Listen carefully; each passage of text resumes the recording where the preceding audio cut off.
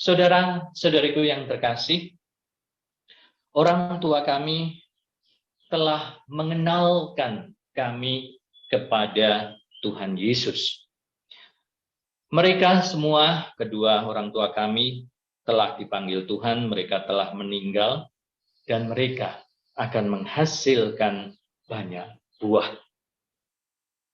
Menarik juga pengalaman meninggalnya kedua orang tua kami, secara khusus pengalaman saya.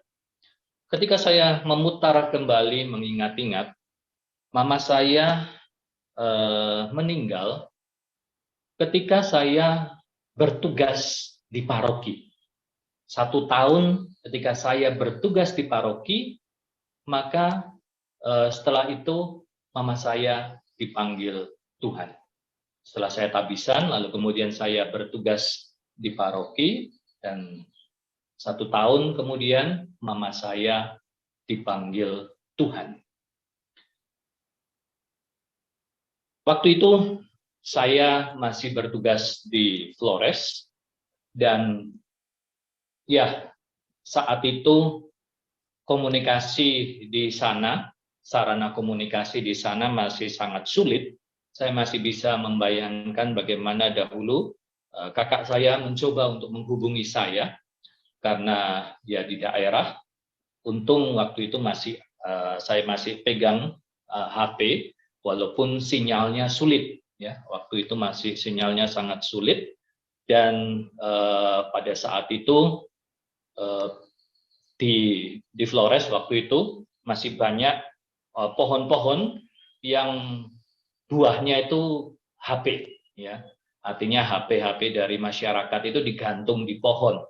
Karena mungkin ada sinyal lewat, maka kiriman SMS baru bisa muncul, atau sebaliknya ketika kita mengirim SMS, nanti sinyal lewat baru dia akan terkirim, dan seterusnya.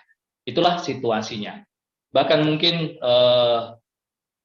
harus di daerah kuburan biasanya yang lapangan terbuka atau segala macam gitu, baru sinyalnya bisa lewat, kadang seperti itu situasinya. Maka di dalam segala keterbatasan itu, ketika kakak saya menghubungi saya bahwa mama sakit, memang sakitnya sudah lama, tetapi pada saat itu entah kenapa kakak saya akhirnya memberikan gambaran situasinya mama saya, dan akhirnya saya putuskan untuk pulang ke Surabaya saat itu. Sehingga saya masih bisa menemani mama beberapa hari di rumah sakit, sampai pada akhirnya kondisi mama semakin memburuk dan sempat masuk di ICU dan meninggal di sana menjelang Minggu Palma. Itulah ketika waktu itu 14 tahun yang lalu mama dipanggil Tuhan. Dan setelah itu, setelah mama meninggal, akhirnya saya lebih banyak bertugas dalam biara. Jadi tidak lagi bertugas di paroki. Lalu kemudian baru tahun lalu, 2 tahun lalu, katakanlah 2 tahun lalu, saya kembali lagi bertugas di paroki, dan kejadian serupa terjadi seperti itu. 1 tahun setelah bertugas di paroki, saya juga mendengar bahwa kondisi papa saya juga sudah semakin memburuk. Maka ketika mendengar kabar itu, masih untung karena saya masih bertugasnya di Pulau Jawa, sehingga lebih mudah, komunikasi juga lebih mudah.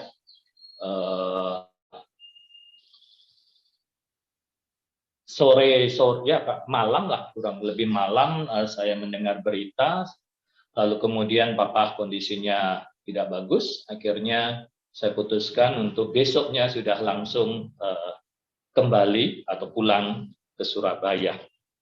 Paling tidak itu situasinya, dan akhirnya juga kami bisa ya paling tidak juga masih menemani papa beberapa hari, dan memang ya mirip-mirip seperti Mama, akhirnya Papa juga dipanggil Tuhan dalam bulan Maret juga, dan minggu keempat Prapaskah. Saudara-saudariku yang terkasih, menarik juga memang situasinya, karena tahun lalu kita masih ingat awal dari pandemi, dan situasi yang benar-benar sangat tidak jelas waktu itu di awal-awal pandemi, kebijakan-kebijakan dan segala macam masih belum teratur.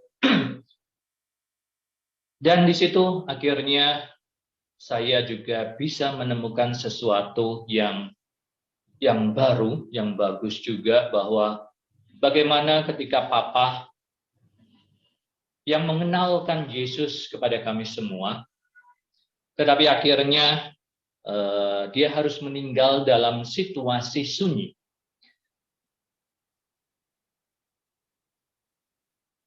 Tidak banyak orang yang bisa menghantar kepergiannya, kepulangannya.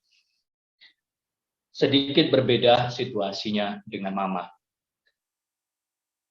Saudaraku, paling tidak dari sini saya juga melihat itulah sosok Santo Yosef yang senantiasa juga mempersiapkan keluarganya. Santo Yosef yang juga menjaga keluarganya. Tetapi kemudian tidak banyak cerita tentang Santo Yosef. Dan itulah Papa, dia juga pergi dalam sunyi. Santo Yosef melindungi keluarganya, keluarga kudus, tidak banyak cerita tentang dia, dan itulah kepergian kesunyian Papa, kepergian Papa di dalam kesunyian 1 tahun yang lalu. Kami pikir 1 tahun ini sudah bisa merayakan, atau kita ingin mengadakan perayaan mengenang 1 tahun Papa secara langsung, tetapi ternyata kondisi pandemi masih terus berlanjut, sehingga kita putuskan untuk mengadakan perayaan Ekaristi secara streaming atau melalui media Zoom ini.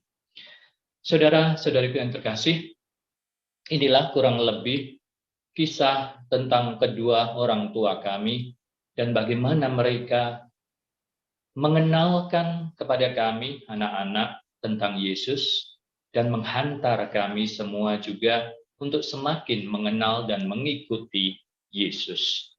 Saudaraku, kemuliaan Yesus justru terjadi pada kayu salib. Kematiannya justru membawa keselamatan bagi banyak orang. Oleh karena itu, marilah kita juga terus mencari kebenaran yang sejati di dalam diri Yesus Kristus. Dan kita hendaknya juga terus bersatu dengannya agar kita semua juga diselamatkan.